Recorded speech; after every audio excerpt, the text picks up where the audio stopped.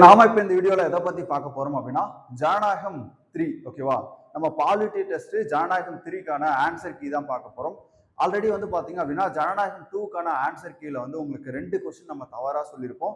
அது வந்து உங்களுக்கு கமெண்ட்ல வந்து பாத்தீங்கன்னா பின் பண்ணிருப்போம். இன்னைக்கு நம்ம ஜனநாயகம் 3க்கான ஆன்சர் கீ தான் பார்க்க போறோம். நீங்க எல்லாருமே டெஸ்ட் நல்லா பண்ணிருப்பீங்க அப்படின்னு எனக்கு தெரியும். கண்டிப்பா இந்த ஆன்சர் கீ பாருங்க என்னென்ன அப்படின்னு பார்க்கலாம். ஓகே, ஜனநாயகம் 3 டெஸ்ட் பேட்சை பொறுத்த வரைக்கும் உங்களுக்கு என்ன பாடத்திட்டம் அப்படின்னு பாத்தீங்கன்னா அரசியலமைப்பினுடைய முக்கிய கூறுகள் ஒன்றியம், மாநிலம், யூனியன் பிரதேசங்கள், குடியுரிமை. அதாவது வந்து பாத்தீங்கன்னா பகுதி 1, அதுக்கப்புறம் பாத்தீங்க அப்படின்னா பகுதி 2. ஓகேவா? இதுக்கான கிட்டத்தட்ட 30 வினாக்கள் வந்து நம்ம கொடுத்திருப்போம். கொஸ்டின் பார்க்கலாம் வாங்க.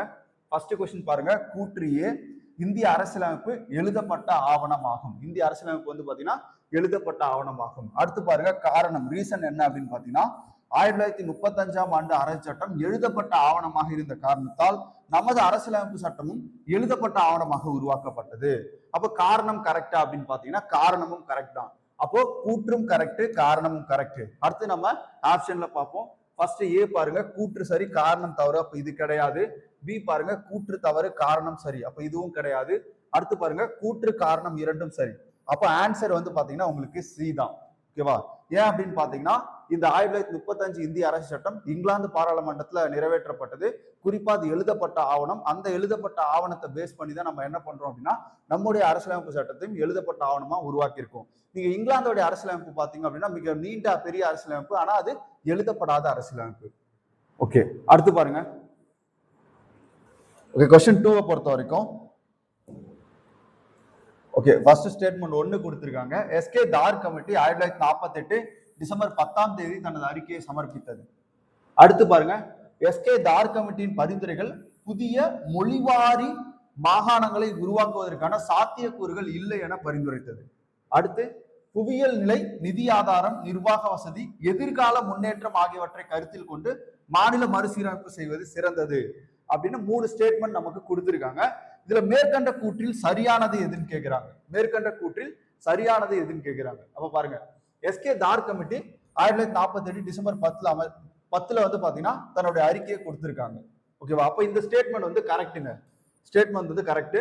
ரெண்டாவது, எஸ்கே தார் கமிட்டியின் பரிந்துரைகள் புதிய மொழிவாரி மாகாணங்களை உருவாக்குவதற்கான சாத்தியக்கூறுகள் இல்லை, ரொம்ப முக்கியம், இல்லை என பரிந்துரைத்தது. இப்ப இவங்க வந்து பாத்தீங்க அப்படின்னா மாகாண மறுசீரமைப்புக்காக அமைக்கப்பட்ட கமிட்டி தான் எஸ்கே தார் கமிட்டி. அவங்க என்ன சொல்றாங்க அப்படின்னா மொழிவாரிய மாகாணம் அமைப்பதற்கான சாத்தியக்கூறு இல்லைன்னு சொல்றாங்க. அப்ப இந்த ஸ்டேட்மெண்ட்டும் கரெக்ட், இல்லைன்னு பரிந்துரைச்சிருக்காங்க.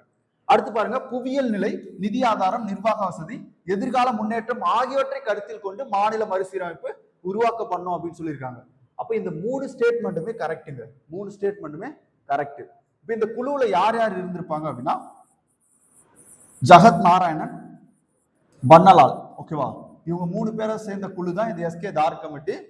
ஓகே, அப்போ இங்க பாருங்க நமக்கு ஆப்ஷன்ல ஓகே டி வந்து பாத்தீங்கன்னா 1, 2, 3, அப்போ 3மே கரெக்டுங்க. அடுத்த கொஸ்டின் நம்பர் 3, குடியுரிமை திருத்த சட்டம் 2019 படி கீழ்கண்ட கூற்றில் எது சரியானது அப்படின்னு கேக்குறாங்க. ஃபர்ஸ்ட் கூற்று பாருங்க, பாகிஸ்தான், வங்காளதேசம் மற்றும் ஆப்கானிஸ்தான் ஆகிய நாடுகளிலிருந்து 31 டிசம்பர் 2014க்கு முன்னர் இந்தியாவில் குடியேறிய இஸ்லாமியர்கள் அல்லாத, ரொம்ப முக்கியமான கீ பாயிண்ட் தான். ஓகேவா? இஸ்லாமியர்கள் அல்லாத இந்துக்கள், சீக்கியர்கள், சமணர்கள், பௌத்தர்கள், பார்சிகள், கிறிஸ்தவர்களுக்கு இந்திய குடியுரிமை வழங்க வழிவகை செய்கிறது. ஓகேவா? 2019 குடியுரிமை திருத்த சட்டம் அமித்ஷா அவர்களால் கொண்டு வரப்பட்டிருக்கும். இப்போதைய உள்துறை அமைச்சராக இருக்கக்கூடிய அமித்ஷா அவர்களால் கொண்டு வரப்பட்டிருக்கும். அப்ப இந்த ஏ வந்து பாத்தீங்க அப்படின்னா ஸ்டேட்மெண்ட் வந்து கரெக்ட். ஏன்னா இஸ்லாமியர்கள் அல்லாத குறிப்பிட்ட பாகிஸ்தான், வங்காளதேசம், ஆப்கானிஸ்தான், இப்ப இங்கெல்லாம் வந்து இஸ்லாமியர்கள் அதிகம். மீதி இருக்கக்கூடிய இந்துக்கள், சீக்கியர்கள், சமணர்கள், பௌத்தர்கள் எல்லாமே வந்து பாத்தீங்கன்னா சிறுபான்மையினர்கள். அப்ப மதம் அடிப்படையில் அவங்க துன்புறப்பட்டு இங்க என்ன பண்ணிருப்பாங்க அப்படின்னா இடம்பெயர்ந்திருப்பாங்க இல்லையா, அவங்களுடைய குடியுரிமை பத்தி சொல்லுது. அடுத்து பாருங்க. ஓகே பாருங்க, பி, 5 ஆண்டுகள் இந்தியாவில் தொடர்ந்து வாழும் இஸ்லாமியர் அல்லாதவர்களுக்கு இந்திய குடியுரிமை வழங்க வழிவகை செய்கிறது. ஓகேவா? இது கரெக்ட். ஆனா இதற்கு முன் இது 12 ஆண்டுகளாக இருந்ததுன்னு இருக்கு இல்லையா, 11 ஆண்டுகள் இருந்தது. இதுக்கு முன்னாடி எவ்வளவுனா 11 ஆண்டுகள் இருந்தது. அப்ப இது வந்து பாத்தீங்க அப்படின்னா தவறு. இந்த இடத்துல வந்து பாத்தீங்கன்னா தவறு இருக்கு. அடுத்து 3 பாருங்க, இந்திய குடியுரிமை. ஓகேவா? இந்திய குடியுரிமை பெறுவதற்கு மதம் ஒரு காரணியாக வெளிப்படையாக குறிப்பிடப்பட்ட குறிப்பிடப்பட்டது முதன்முறையாக இந்த திருத்த சட்டத்தில் தான். இப்ப நம்ம பார்த்திருப்போம் 1955 குடியுரிமை திருத்த சட்டம் கொண்டு வந்திருப்பாங்க. அதுல மதம் அப்படின்றது கிடையாது. அதே மாதிரி 2003லயும் திருத்தம் கொண்டு வந்திருப்பாங்க.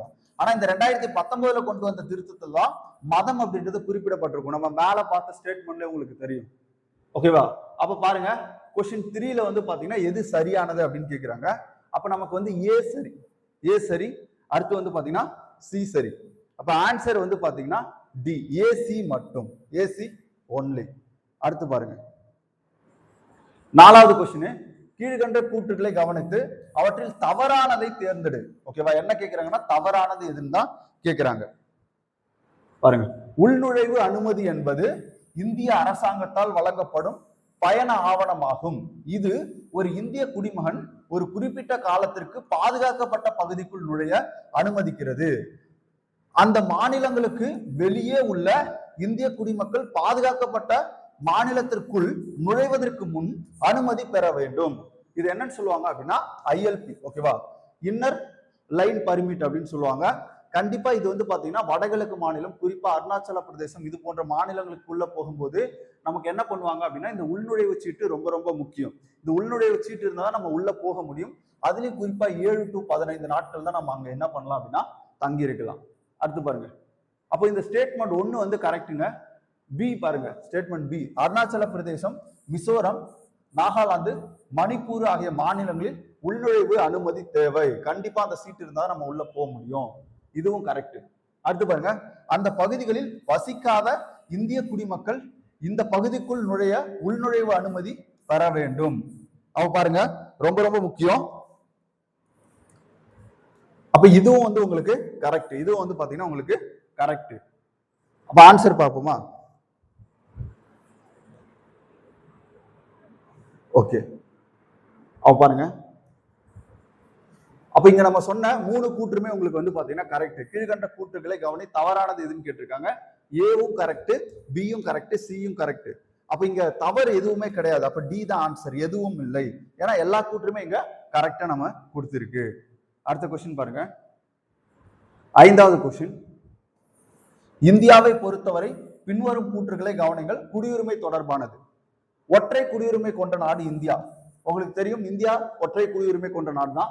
அதுக்கப்புறம் பிறப்பால் குடிமகனாக பெற்ற ஒருவர் மட்டுமே இந்திய குடியரசுத் தலைவராக முடியும். ஓகேவா? அப்ப இந்த கூற்று பாருங்க, பிறப்பால் குடிமகனாக பெற்ற ஒருவர் மட்டுமே இந்திய குடியரசுத் தலைவர். அப்படிலாம் வந்து நமக்கு அரசியலமைப்புல சொல்ல, இந்திய குடிமகனா இருந்தா போதும். குடியரசுத் தலைவர் தேர்தலில் ஒருத்தர் நிக்கிறாரு அப்படின்னா அவர் இந்திய குடிமகனாக இருந்தால் போதும். அப்ப அவர் பிறப்பாலே இந்திய குடிமகனா இருக்கணும் அப்படின்ற அவசியம் இல்லை, இந்திய குடிமகனா இருந்தா போதும். அப்போ ஸ்டேட்மெண்ட் 2 வந்து பாத்தீங்க அப்படின்னா தவறு. அடுத்து பாருங்க, ஒரு வெளிநாட்டவருக்கு குடியுரிமை வழங்கப்பட்டால் எந்த சூழ்நிலையிலும் அதை இழக்க முடியாது. இழக்க முடியாதா? ஒருத்தருடைய குடியுரிமை நம்ம இப்ப கொடுக்கிறோம் அப்படின்னா எந்தெந்த வகையெல்லாம் இழக்கலாம் அப்படின்றத நமக்கு 1955 இந்திய அரசு சட்டம் சொல்லுது. இப்போ அவர் வந்து பாத்தீங்கன்னா போலியாக ஆவணங்களை சமர்ப்பித்து இந்திய குடியுரிமை பெற்றால் அவருடைய குடியுரிமை ரத்து செய்யப்படும். இப்ப போர்க்காலங்கள்ல நம்முடைய எதிரி நாட்டோடு வணிகம் செஞ்சா அவருடைய குடியுரிமை ரத்து செய்யப்படும். இங்க பாருங்க, எந்த சூழ்நிலையிலும் அதை இழக்க முடியாதுன்னு இருக்கு. அப்போ இங்க பாருங்க, ஸ்டேட்மெண்ட் 2 வந்து பாத்தீங்கன்னா தவறு, ஸ்டேட்மெண்ட் 3 தவறு. அப்ப பாருங்க, கொடுக்கப்பட்டுள்ள கூற்று எது சரியானது அப்படின்னு கேக்குறாங்க. அப்ப நமக்கு 1 மட்டும்தான் சரியானது. 1 மட்டும்தான் உங்களுக்கு சரியானது. ஓகே, அடுத்து பாருங்க,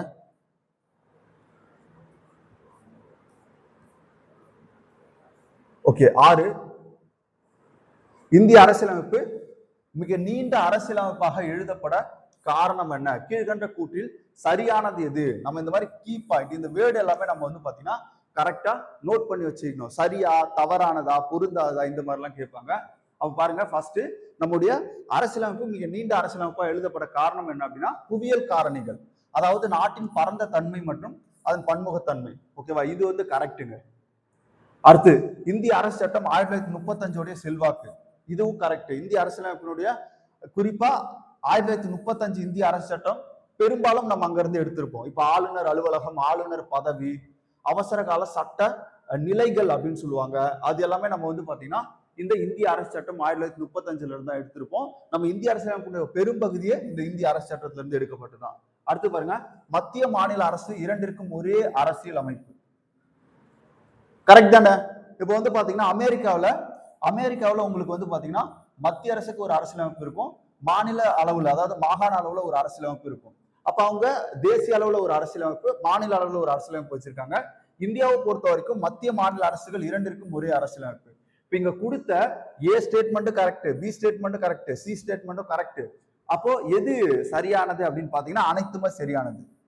அப்ப பாருங்க, ஆறுக்கு வந்து டி ஆன்சர். அடுத்து பாருங்க, கீழ்கண்ட கூற்றில் தவறானது எது? மதச்சார்பற்ற என்ற சொல் 1976ஆம் ஆண்டு 42வது சட்ட திருத்தம் மூலம் இந்திய அரசியலமைப்பில் சேர்க்கப்பட்டது. தவறானது எதுன்னு கேட்கிறாங்க. அப்ப ஏ வந்து சரி. ஓகேவா? ஏ வந்து சரி. ஏன்னா மதச்சார்பற்ற அப்படின்ற சொல் வந்து 1976 42வது சட்ட திருத்தம்படி சேர்க்கப்பட்டிருக்கும்.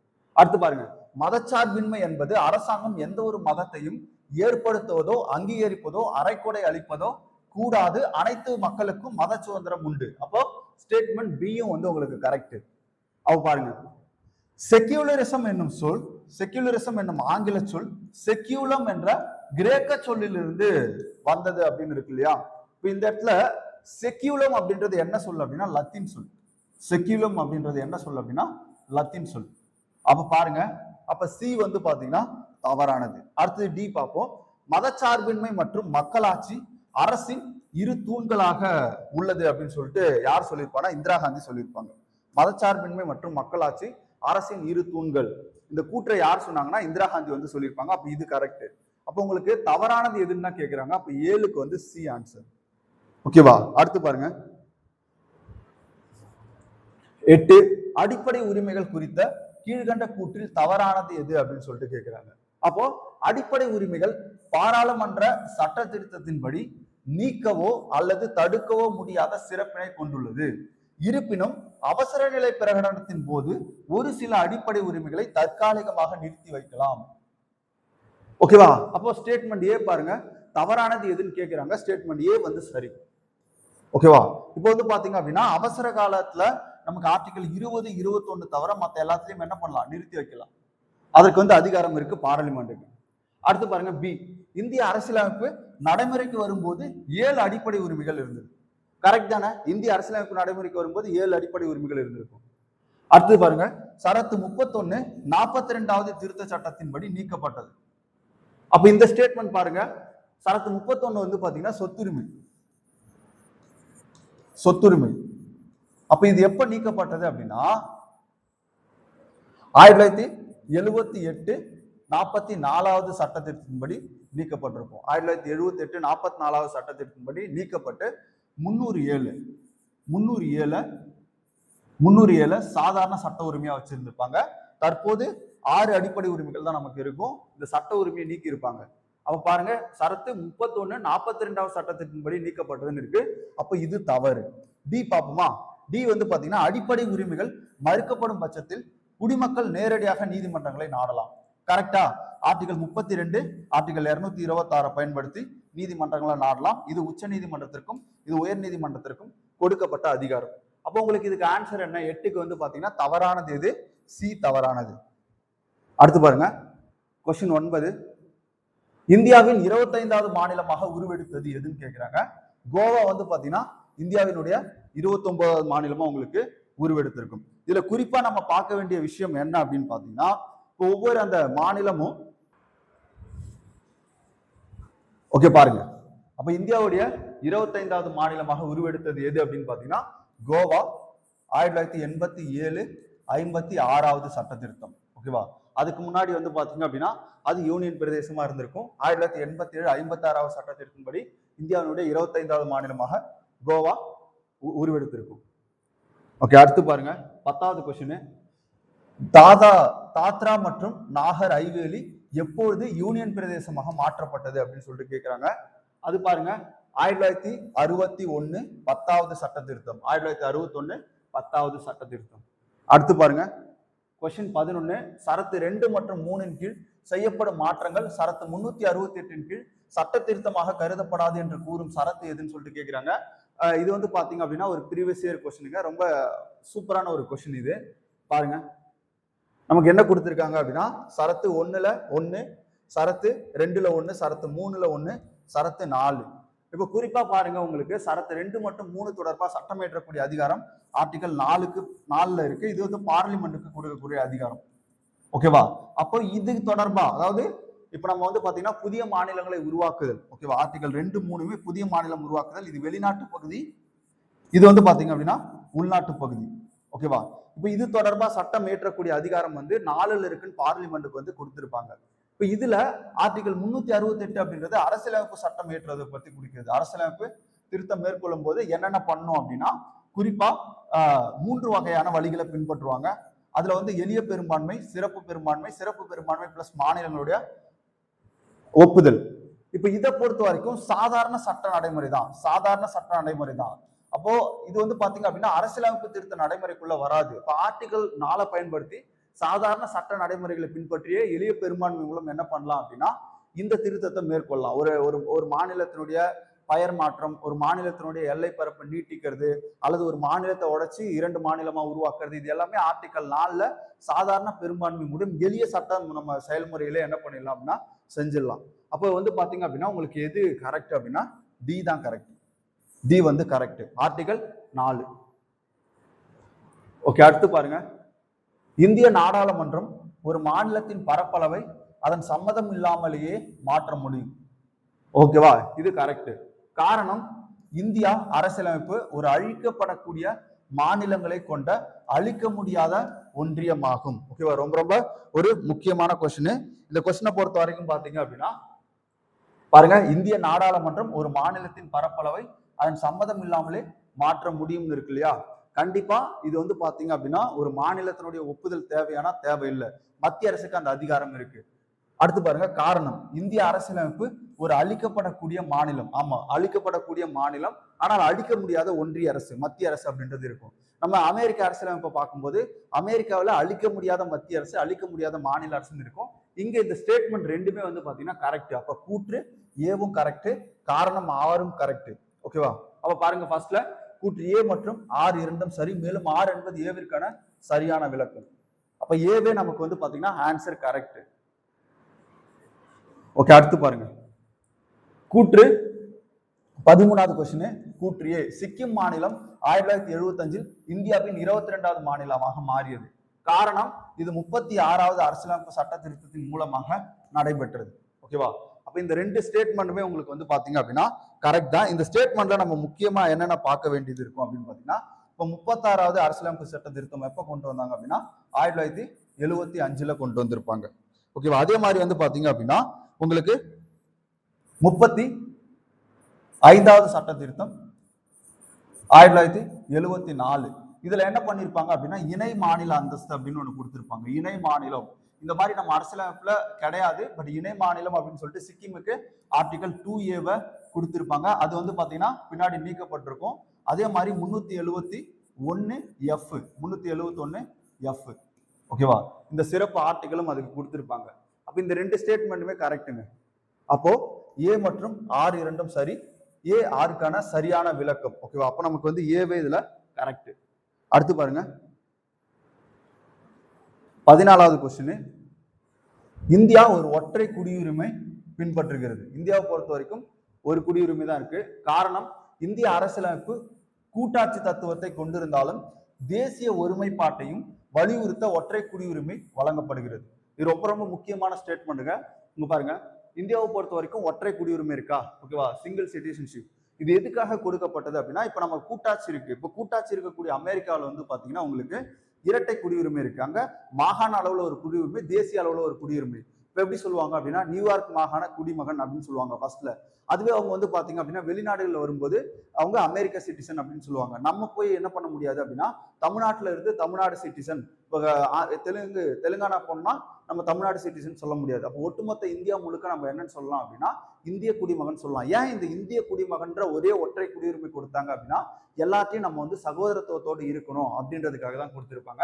அதுதான் இங்க கொடுத்திருக்காங்க. அப்ப இந்திய அரசியலமைப்பு கூட்டாட்சி தத்துவத்தை கொண்டிருந்தாலும் தேசிய ஒருமைப்பாடு, நம்ம அனைவரும் சகோதரர்கள், இந்தியர்கள் அப்படின்ற ஒரு உணர்வை ஏற்படுத்துவது இந்த ஒற்றை குடியுரிமை. அப்ப பாருங்க, ஏ மற்றும் ஆர் இரண்டும் சரி, ஆர் என்பது ஏவிற்கான சரியான விளக்கமாகும். ஓகேவா? அப்ப ஏவே வந்து பாத்தீங்கன்னா நமக்கு கரெக்ட். அடுத்து பாருங்க 15வது கொஸ்டின். இந்திய அரசியலமைப்பு சட்டம் வழங்கியுள்ள அனைத்து உரிமைகளும் இந்திய குடிமக்களுக்கும் வெளிநாட்டினருக்கும் சமமாக பொருந்தும் இருக்கா? ஓகே. அடுத்து பாருங்க காரணம். இந்திய அரசமைப்பு சட்டம் ஒரு ஜனநாயக குடியரசை உருவாக்குவதை நோக்கமாக கொண்டுள்ளது. இப்ப பாருங்க மேல இருக்க அந்த ஸ்டேட்மெண்ட் இருக்கு இல்லையா, கூற்று, அதுல என்ன சொல்றாங்கன்னா இந்திய அரசமைப்பு சட்டம் வழங்கியுள்ள அனைத்து உரிமைகளும் இந்திய குடிமக்களுக்கும் வெளிநாட்டவர்களுக்கும் ஈக்குவல் அப்படின்னு சொல்றாங்க. ஈக்குவல் கிடையாது. இப்ப ஆர்டிகல் 15, ஓகேவா, ஆர்டிகல் 16, ஆர்டிகல் 19 போன்ற ஆர்டிகல் யாருக்கு மட்டும்தான் பொருந்தும் அப்படின்னா இந்திய குடிமகனுக்கு மட்டும்தான் பொருந்தும். இப்போ வந்து பாத்தீங்க அப்படின்னா மதம், இனம், மொழி, சாதி, பாலினம் அடிப்படையில பாகுபாட்டை காட்டக்கூடாது. எதுல அப்படின்னா இப்ப நீங்க ஓட்டளிப்பதுல இந்த மாதிரி விஷயத்துல அப்ப இந்திய குடிமகனுக்கு அது பொருந்தும். அதே மாதிரி வந்து பாத்தீங்க அப்படின்னா ஆர்டிகல் 16 அரசு பணிகள்ல சம வாய்ப்பு, அதாவது பொது வேலை வாய்ப்புகள்ல சம வாய்ப்பு அளித்தல், இந்த மாதிரியான ஸ்டேட்மெண்ட் எல்லாம் யாருக்கு பொருந்தும்? அதாவது இந்த மாதிரி ஆர்டிகல் எல்லாமே இந்திய குடிமகனுக்கு மட்டும்தான் பொருந்தும். இங்க என்ன சொல்றாங்கன்னா வெளிநாட்டினருக்கும் பொருந்தும் சொல்றாங்க. அப்ப இது வந்து பாத்தீங்க அப்படின்னா தவறு. அடுத்து பாருங்க காரணம், இந்திய அரசமைப்பு சட்டம் ஒரு ஜனநாயக குடியரசை உருவாக்குவதை நோக்கமாக கொண்டது. அப்ப அது வந்து சரி. அப்ப பாருங்க ஏ தவறு, ஆனால் ஆர் வந்து சரி. அப்ப உங்களுக்கு கொஸ்டின் 15 வந்து என்ன ஆன்சர் அப்படின்னு பாத்தீங்கன்னா டி. ஓகே. அடுத்து பாருங்க. அடுத்து 16 கூற்று ஏ.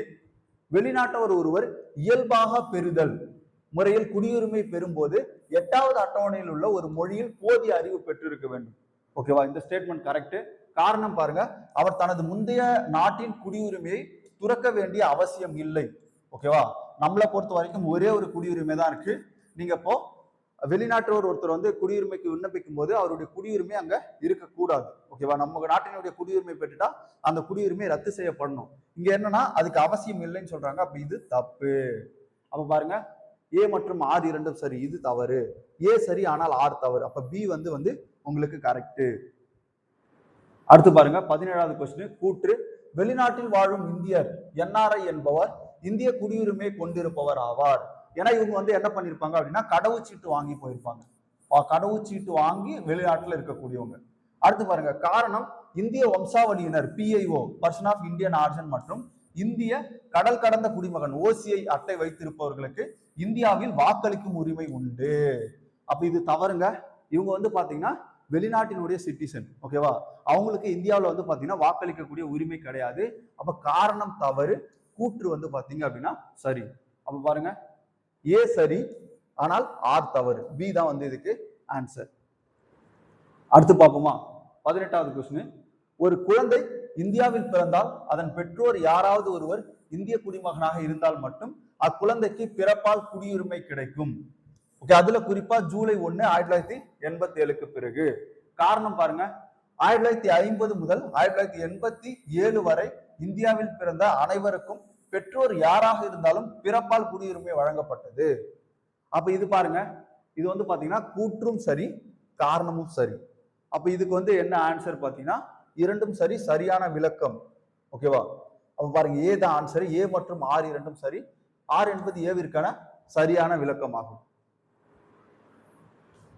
ஓகே, அடுத்த கொஸ்டின் பாருங்க. Question number 19. இந்திய அரசியலமைப்பு சட்டம் வழங்கியுள்ள சட்டத்தின் முன் அனைவரும் சமம் சரத்து 14 என்ற உரிமை இந்திய குடிமக்களுக்கு மட்டுமே பொருந்தும். ஓகேவா, அடுத்து பாருங்க காரணம், குடியுரிமை என்பது ஒரு நாட்டிற்கு அதன் மக்களுக்கும் இடையிலான ஒரு சட்டபூர்வமான பிணைப்பாகும். இது சில சிறப்பு சலுகைகளை தன் குடிமக்களுக்கு மட்டுமே பொருந்துமாறு வழங்குகிறது. ஓகே, இங்க பாருங்க ரொம்ப முக்கியமானது. இதுல என்ன நம்ம இந்த கொஸ்டின்ல பார்க்க வேண்டியது அப்படி இருக்குன்னா, இப்ப கூற்று ஏல பாருங்க. ஓகே, இதுல பாருங்க உங்களுக்கு ஏல வந்து பாத்தீங்கன்னா இந்திய அரசியலமைப்பு சட்டம் வழங்கியுள்ள சட்டத்தின் முன் அனைவரும் சமம் சரத்து 14 என்ற உரிமை இந்திய குடிமக்களுக்கு மட்டுமே பொருந்தும். இதுல என்ன ஒரு ஸ்டேட்மெண்ட் முக்கியமா கொடுத்திருப்பாங்க அப்படின்னா, இந்திய நாட்டின் எல்லைக்குள், இந்திய நாட்டின் எல்லைக்குள் பாருங்க. அப்போ இந்திய நாட்டின் எல்லைக்குள்ள யார் இருந்தாலும் சரி, இந்திய நாட்டினுடைய எல்லைக்குள்ள யார் இருந்தாலும் சரி, வெளிநாட்டுக்காரனா இருக்கலாம் இல்ல உள்நாட்டுக்காரனா இருக்கலாம், இந்திய நாட்டின் எல்லைக்குள்ள இருந்தனா இந்த சரத்து, அதாவது சட்டத்தின் முன் அனைவரும் சமம் என்றது 2 பேருக்குமே பொருந்தும். இதுல என்ன ஸ்டேட்மெண்ட்னா, இந்திய அரசியலமைப்பு சட்டம் வழங்கியுள்ள சட்டத்தின் முன் அனைவரும் சமம் என்ற உரிமை இந்திய குடிமக்களுக்கு மட்டும் பொருந்தும் இருக்கு இல்லையா, இது தவறு. ஓகேவா, அப்ப ஸ்டேட்மெண்ட் ஏ வந்து தவறு, கூற்று ஏ தவறு. காரணம் பாருங்க, குடியுரிமை என்பது ஒரு நாட்டிற்குள்ள அதன் மக்களுக்கு இடையிலான சட்டப்பூர்வமான பிணைப்பாகும். இது சில சிறப்பு சலுகைகளை தன் குடிமக்களுக்கு வழங்குகிறது. இது சரி. அப்ப இந்திய குடிமக்களுக்கு மட்டும்தான் சில சிறப்பு சலுகைகள் இருக்கு. நம்ம அதுல ஆர்டிகல் எல்லாம் பார்ப்போம் இல்லையா? இப்ப 5 ஆர்டிகல் 16 ஆர்டிகல் 19 எல்லாம் நம்ம நாட்டுல இருக்கக்கூடிய குடிமக்களுக்கு மட்டும்தான் பொருந்தும். அப்ப பாருங்க, ஏ தவறு, ஆனால் ஆர் பாத்தீங்கன்னா சரி. ஓகே, அடுத்து பாருங்க கொஸ்டின் நம்பர் 20. கூற்று ஏ, குடியுரிமை சட்ட திருத்தம் 2019 படி ஆப்கானிஸ்தான், வங்கதேசம், பாகிஸ்தான் ஆகிய நாடுகளைச் சேர்ந்த 6 மதத்தை சார்ந்தவர்களுக்கு குடியுரிமை வழங்கப்படுது. அப்போ ஏ பாத்தீங்கன்னா கரெக்ட். அடுத்து பாருங்க காரணம் 6, அந்த நாடுகளில் அவர்களுக்கு மத ரீதியான துன்புறுத்தலுக்கு ஆளானவர்கள் என்பதால் இந்த சலுகை வழங்கப்படுகிறது. இது ரெண்டுமே கரெக்ட். அமித்ஷா அவர்கள் இதுதான் சொல்லியிருப்பாரு, அந்த சட்டத்திலையும் இதுதான் சொல்லியிருப்பாங்க. அப்போ உங்களுக்கு பாத்தீங்கன்னா ஏ மற்றும் ஆர் இரண்டும் சரி. ஆர் என்பது ஏவிற்கான சரியான விளக்கம் கரெக்ட். அப்போ பாத்தீங்கன்னா 20க்கு ஏ. அடுத்து பாருங்க 21, இந்திய அரசியலமைப்பின் இயல்பு குறித்து கீழ்கண்ட கூற்றுகளை ஆராய்க. இந்திய அரசியலமைப்பு பகுதியளவு நெகிழும் தன்மை மற்றும் பகுதியளவு நெகிழா தன்மை கொண்டது. ஓகேவா? ஒரு சில பகுதிகளை எளிதா திருத்தலாம், ஒரு சில பகுதிகளை அவ்வளவு எளிதா திருத்த முடியாது. அப்ப நமக்கு நெகிழும் நெகிழா தன்மை கொண்டது. அடுத்து பாருங்க, இது ஒரு முழுமையான கூட்டாட்சி முறையை கொண்ட நாடு. தவறு. எப்பவுமே பாத்தீங்க அப்படின்னா நம்முடைய இந்தியா பாத்தீங்கன்னா ஒரு முழுமையான கூட்டாட்சி கிடையாது, அரைகுறை கூட்டாட்சி அப்படின்றத கரெக்ட். ஏன்னா ஒரு சில டைம்ல ஒற்றையாட்சி கூறுகள் காணப்படும். இப்போ ஒற்றையாட்சி கூறுகள் எப்படிலாம் காணப்படுது அப்படின்னா, ஒரே ஒரு குடியுரிமை வச்சிருக்கிறது, அதே மாதிரி அவசர கால நெருக்கடி நிலையின் போது ஒட்டுமொத்த அதிகாரமும் மத்திய அரசுக்கு போறது. அப்ப இந்த மாதிரி நிலைகள்ல ஒற்றையாட்சி கூறும் நம்முடைய அரசியலமைப்புல காணப்படுது. அப்ப முழுமையான கூட்டாட்சி அப்படின்றது இங்க தவறு. அப்ப என்ன கேக்குறாங்க அப்படின்னா, ஓகே அடுத்து பாருங்க, ஒற்றை குடியுரிமை மற்றும் சுதந்திரமான நீதித்துறை இதன் சிறப்பு அம்சங்கள் ஆகும். ஓகேவா? இது கரெக்ட். அடுத்து பாருங்க, அடிப்படை உரிமைகள் நீதிமன்றத்தால் நிலைநாட்டப்படக்கூடியவை அல்லன்னு சொல்றாங்க. ஓகேவா? அப்ப இந்த ஸ்டேட்மெண்ட் தவறு. இப்போ 2, 4 தவறு. கீழ்கண்டவற்றில் எது தவறானவை அப்படின்னு கேக்குறாங்க. அப்ப பாருங்க 2, 4 தவறு. அப்ப பி ஆன்சர். அப்ப பாருங்க, அடிப்படை உரிமைகள் நீதிமன்றத்தால் நிலைநாட்டப்படக்கூடியது அங்க இல்லைன்னு சொல்றாங்க, கூடியது. ஏன்னா நமக்கு அதுக்காக தான் ஆர்டிகல் 32 ஆர்டிகல் 226 கொடுக்குறாங்க. ஓகேவா? இந்த ஆர்டிகலை பேஸ் பண்ணி நம்முடைய அடிப்படை உரிமைகள் பறிக்கப்படும் போது நம்ம என்ன பண்ணலாம்? நீதிமன்றத்தை நாடலாம். அடுத்து பாருங்க, அடுத்து 22, சிக்கிம் மாநிலம் உருவாக்கம் குறித்து பின்வரும் கூற்றுகளை ஆராய்க அப்படின்னு சொல்றாங்க. ஃபர்ஸ்ட் பாருங்க, சிக்கிம் 1974 35வது சட்ட திருத்தம் மூலம் இணை மாநிலமாக, ஓகேவா, அசோசியேட் ஸ்டேட்டாக இணைக்கப்பட்டது. அப்ப இந்த ஸ்டேட்மெண்ட் கரெக்ட். அடுத்து பாருங்க, ஏன்னா சிக்கிம் அப்படின்றது பாத்தீங்க அப்படின்னா ஒரு தனி நாடா இருந்திருக்கும். ஓகேவா? ஒரு தனி நாடா இருந்திருக்கும். குறிப்பா அது பாத்தீங்க அப்படின்னா பூடானு, சைனா, நேபாளம் இதற்கு இடையில இருக்கக்கூடிய ஒரு நாடு தான் இந்த சிக்கிம். இந்த சிக்கிம் பாத்தீங்கன்னா 1950ல இந்தியாவோட ஒரு ஒப்பந்தம் போடுறாங்க. அந்த ஒப்பந்தத்தின் அடிப்படையில் அவங்களுக்கு பாத்தீங்கன்னா வெளிப்புற பாதுகாப்பு இந்தியா கொடுத்திருக்கும். அதுக்கப்புறம் பாத்தீங்க அப்படின்னா 1974ல ஓட்டெடுப்பு மூலம் அந்த மக்கள்ல 97% பேர் இந்தியாவோட இணைய விருப்பப்பட்டிருப்பாங்க. அதனால அது பாத்தீங்கன்னா இணைக்கப்பட்டிருக்கும். ஓகேவா? அதுக்கு முன்னாடி இந்த சோலியால் அப்படின்னு சொல்லக்கூடிய அந்த மன்னர் பரம்பரை பாத்தீங்கன்னா அங்க ஆட்சி செஞ்சிருப்பாங்க. ஓகே பாருங்க, அடுத்தது 1975 36வது சட்ட திருத்தம் மூலம் இந்தியாவின் 22வது முழு மாநிலமாக என்ன பண்ணுச்சு அப்படின்னா மாறுச்சு. அப்ப இணைய மாநிலம் அப்படின்றது 2A கொடுத்திருப்பாங்க. அதை ரத்து செஞ்சுட்டு முழுமையான மாநில அந்தஸ்து 36வது சட்ட திட்டத்தில் கொடுத்திருப்பாங்க. அடுத்து பாருங்க, சரத்து 371F சிக்கிம் மாநிலத்திற்கு சிறப்பு அந்தஸ்து வழங்குகிறது. அப்ப இதுவும் கரெக்ட். அப்ப 3 ஸ்டேட்மெண்ட்டுமே கரெக்ட். அப்ப பாருங்க, அப்ப அனைத்தும் சரி. ஓகேவா? அப்ப பாருங்க 22க்கு டி. அடுத்து பாருங்க, 1987 உருவான மாநிலங்கள் குறித்து தவறான கூற்றை கண்டறிக அப்படின்னு சொல்லிட்டு கேட்கிறாங்க. அப்ப பாருங்க, ஃபர்ஸ்ட் மிசோரம் இந்தியாவின் 23வது மாநிலமாக பிப்ரவரி 19 1987 உருவானது. ஓகேவா? அப்ப 1987 பிப்ரவரி 19ல 23வது மாநிலமா மிசோரம் உருவானது. இது கரெக்ட்.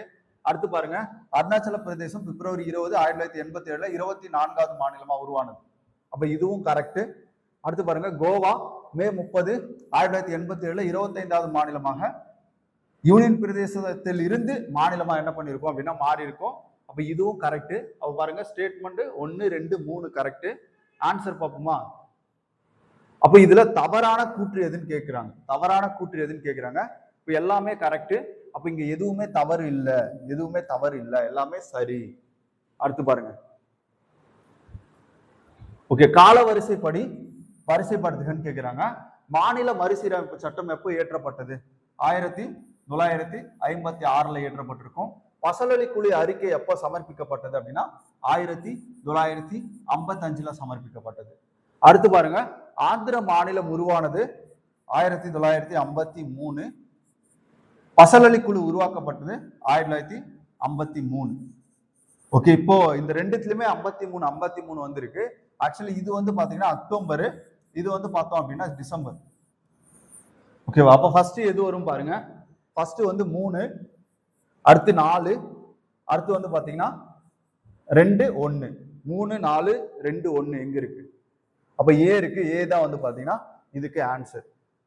ஓகே, அடுத்து பாருங்க 25வது கொஸ்டின். தார் குழுவின் உறுப்பினர்களில் சரியானவர்களில் யார் அப்படின்னு கேக்குறாங்க. பாருங்க, எஸ்கே தார் தலைவர், பன்னலால் ஜகத் நாராயணன். ஓகேவா? அப்போ பட்டாபி சித்தராமையா கிடையாது. அப்போ 1, 2, 3 தான் கரெக்ட். இப்போ எஸ்கே தார் கமிட்டியில 1, 2, 3 கரெக்ட். அடுத்து பாருங்க, தார் குழு அமைக்கப்பட்டதற்கான முதன்மை நோக்கம் என்னன்னு கேட்கிறாங்க. எஸ்கே தார் கமிட்டி எதுக்கு சார் அமைக்கப்பட்டது? ஓகேவா? மொழிவாரி மாகாணங்களை ஏற்படுத்துவதற்கான சாத்தியக்கூறுகள் இருக்கா இல்லையா, இது ஆராயறதுக்கு தான் ஏற்படுத்தப்பட்டது. அவங்க இல்லைன்னு சொல்லியிருப்பாங்க. அதை நம்ம ஃபர்ஸ்ட் ஒரு கொஸ்டின்லயே பார்த்திருப்போம். அடுத்து பாருங்க, சரத்து 1 படி இந்திய பகுதிகள் எத்தனை வகையாக பிரிக்கப்பட்டிருக்குன்னா 3 வகையாக பிரிக்கப்பட்டிருக்கு. ஒண்ணு மாநில ஆட்சி பகுதி, இன்னொன்னு வந்து பாத்தீங்க அப்படின்னா மத்திய ஆட்சி பகுதி, அதுக்கப்புறம் வந்து பாத்தீங்கன்னா யூனியன் பிரதேச பகுதி. அடுத்ததா இந்தியாவுல எந்த நேரத்திலையும் இணைக்கக்கூடிய பகுதி. ஓகேவா? இந்த பகுதி சேர்ந்தே தான் வரும். இப்போ அதுல மாநில ஆட்சி பகுதி, இந்திய ஆட்சி பகுதி. அடுத்து வந்து பாத்தீங்கன்னா இந்தியாவால எந்த நேரத்திலும் இணைக்கக்கூடிய பகுதி. அப்போ இதுக்கு வந்து பாத்தீங்க அப்படின்னா பி, 3 வகையான பகுதிகள் இதுல என்ன பண்ணிருப்பாங்க அப்படின்னா நமக்கு கொடுத்திருப்பாங்க. அடுத்து பாருங்க, மாநிலங்களின் பெயர்கள் மற்றும் அவற்றின் எல்லைகளை பற்றி எத்தனையாவது அட்டவணை கூறுது? அப்ப முதல் அட்டவணையை உங்களுக்கு எதை கூறும் அப்படின்னா மாநிலங்களுடைய பெயர், இந்தியா தட் இஸ் பாரத். அதுக்கப்புறம் வந்து பாத்தீங்க அப்படின்னா அதனுடைய எல்லைகளை பத்தி குறிப்பிடுறது முதல் அட்டவணை. அப்ப ஏ ஆன்சர், 28க்கு ஏ ஆன்சர். அடுத்து 29வது கொஸ்டின் பாருங்க, மாநிலங்களின் ஒன்றியம் என்பது எதை குறிக்கிறது அப்படின்னு கேட்கிறாங்க. ஃபர்ஸ்ட் பாருங்க, மாநிலங்கள் ஒப்பந்தத்தின் அடிப்படையில் உருவானவை அல்ல. அப்ப இது கரெக்ட். இப்ப நம்ம அமெரிக்காவை பாத்தீங்க அப்படின்னா அங்க வந்து மாகாணங்களும் அந்த தேசிய அரசும் ஒப்பந்தத்தின் மூலம் இணைஞ்சிருக்கும். அடுத்தது, மாநிலங்களுக்கு பிரிந்து செல்லும் உரிமை கிடையாது. ஏன்னா இது எதுக்காக பிரிக்கப்பட்டது அப்படின்னா 28 மாநிலம் 8 யூனியன் பிரதேசமாக எதுக்காக பிரிக்கப்பட்டது அப்படின்னா நிர்வாக வசதிக்காக தான் பிரிக்கப்பட்டது. அடுத்து பாருங்க, நிர்வாக வசதிக்காக மட்டுமே நாடு பல மாநிலங்களாக பிரிக்கப்பட்டுள்ளது. அப்போ மாநிலங்களின் ஒன்றியம் என்பது எதை குறிக்குது அப்படின்னா அனைத்தையுமே குறிக்குது. அனைத்தும் சரி. அப்ப 29க்கு டி. லாஸ்ட் கொஸ்டின் பாருங்க, மாநிலத்தின் பெயரை மாற்றும் சட்டத்தை நிறைவேற்ற நாடாளுமன்றத்தில் தேவைப்படும் பெரும்பான்மை. ஓகேவா? பாருங்க, எளிய பெரும்பான்மை இருந்தா போதும். எளிய பெரும்பான்மை இருந்தாலே போதும். சிறப்பு பெரும்பான்மை வேணா, அறுதி பெரும்பான்மை வேணா, எளிய பெரும்பான்மை இருந்தாலே அதை பண்ணிடலாம். இப்போ நமக்கு கேரளா அப்படின்றத என்னவா மாத்திருக்காங்க? கேரளம் அப்படின்னு மாத்திருக்காங்க. அப்போ பாருங்க, 30 கொஸ்டினுக்கான ஆன்சர் பார்த்துட்டோம். ஓகேவா? நீங்க இந்த 30 கொஸ்டினுக்கான ஆன்சர் வந்து என்ன 30க்கு எவ்வளவு போட்டிருக்கீங்க அப்படின்றத நம்முடைய கூகுள் ஷீட் இருக்கு இல்லையா, கூகுள் ஃபார்ம்ல வந்து எல்லாருமே ஃபில் பண்ணுங்க. ஏன்னா நிறைய பேர் வந்து கமாண்ட்ல போடுறீங்க. அப்படி கமாண்ட்ல போடாதீங்க, கூகுள் ஃபார்ம்ல ஃபில் பண்ணுங்க. அப்பதான் நம்ம ரேங்க் லிஸ்ட் வந்து உங்களுக்கு போட முடியும்.